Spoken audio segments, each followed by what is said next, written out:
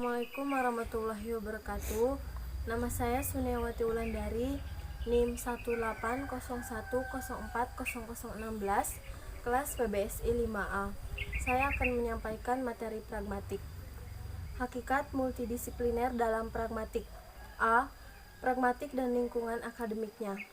Dalam bukunya yang mutakhir berjudul Pragmatic and Natural Language Understanding, Georgia Green, tahun 1996, halaman 1-2 menyatakan, pragmatik linguistik berada di persimpangan antara sejumlah bidang di dalam dan di luar ilmu pengetahuan kognitif.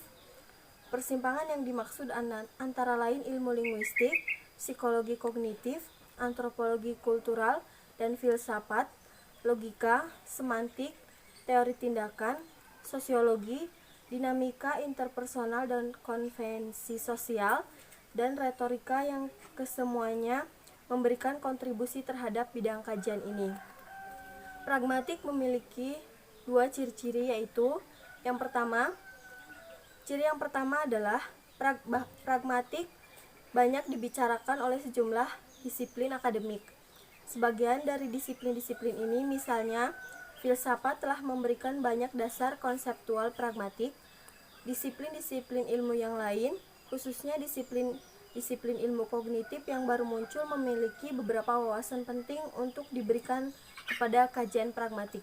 Yang kedua, ciri kedua pragmatik yakni kapasitasnya untuk mempengaruhi perkembangan konseptual disiplin-disiplin ilmu yang lain. Sebelum mulai diuraikan pandangan ini secara terinci, akan dikemukakan telaah bagaimana pragmatik didefinisikan secara buku. Pragmatik, definisi buku. Pragmatik adalah aspek-aspek informasi yang disampaikan melalui bahasa yang tidak dikodekan oleh konvensi, namun dapat diterima secara umum dalam bentuk-bentuk linguistik yang digunakan, yang muncul secara alamiah dari makna-makna yang dikodekan secara konvensional dan tergantung pada konteks. Dalam pragmatik juga terdapat tindak tutur dan implikatur. Menurut Hamei, dikutip Sumarsono dan Paina Partama 2002, halaman 329 sampai 330, tindak tutur merupakan bagian dari peristiwa tutur, dan peristiwa tutur merupakan bagian dari situasi tutur. Setiap peristiwa tutur terbatas pada kegiatan atau aspek-aspek kegiatan yang secara langsung diatur oleh kaidah atau norma bagi penutur. Ujaran atau tindak tutur dapat terdiri dari satu tindak tutur atau lebih dalam suatu peristiwa tutur dan situasi tutur. Tindak tutur adalah kegiatan seseorang menggunakan bahasa kepada mitra tutur dalam rangka mengomunikasikan sesuatu. Apa makna yang dikomunikasikan tidak hanya dapat dipahami berdasarkan penggunaan bahasa dalam bertutur tersebut, tetapi juga oleh aspek-aspek komunikasi secara komprehensif, termasuk aspek-aspek situasional komunikasi. Implikatur, makna tersirat. Menurut Ihsan 2011, halaman 93, makna tersirat atau implied meaning atau implikatur adalah makna atau pesan yang tersirat dalam ungkapan lisan dan atau wacana tulis. Kata lain, implikatur adalah ungkapan secara tidak langsung, yakni makna ungkapan tidak tercermin dalam kosakata secara literal. Selain yang sudah saya jelaskan, dalam pragmatik juga terdapat relevansi, deiksis, dan praanggapan.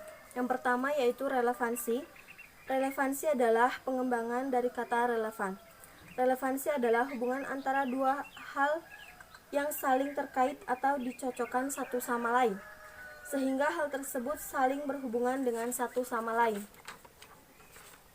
Secara umum, konsep relevansi adalah bagaimana seseorang bisa mencoba untuk menghubungkan satu topik dengan konsep lainnya secara bersamaan dan mempertimbangkan konsep keduanya. Intinya, relevansi adalah suatu yang mempunyai kecocokan. Contohnya seperti hubungan keluarga dan pertemanan yang masih ada ikatan keluarga. Yang kedua, deiksis.